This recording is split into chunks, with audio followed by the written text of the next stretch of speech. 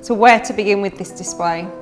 This is our Helmsley kitchen. It's our in-frame 20mm thick timber door. This kitchen has been painted in two bespoke colours. We have the pale colour on the main part of the kitchen and a darker, rich colour on the island. In this kitchen, it's in a huge space, so we've made the most of that by pairing this kitchen with our 2150 high units and our 900 high wall units. To add to the luxury of this kitchen, we've put in a granite worktop. This adds to the opulent and decadent feel of the overall display. The island in this display, which dominates the space, takes full advantage of the larger granite slabs that are available.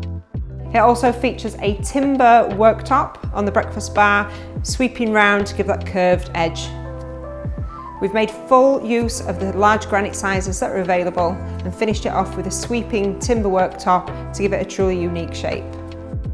With this kitchen display, we've gone for ultimate indulgence. We have Axis sinks, which are cladded with the granite worktop, and there's two cooker taps on this display.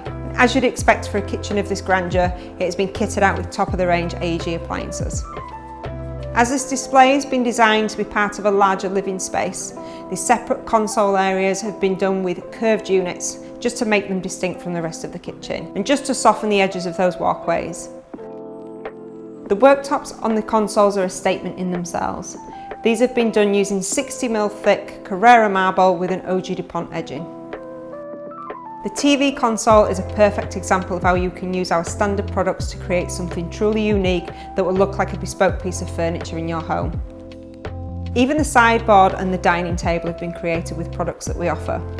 The sideboard has been created using a solid wood worktop, pelmet and full pilasters. The dining table has also been created using solid wood worktops, using pilasters with the base cut off, and then using our moulded plinth turned upside down to add that extra level of detail.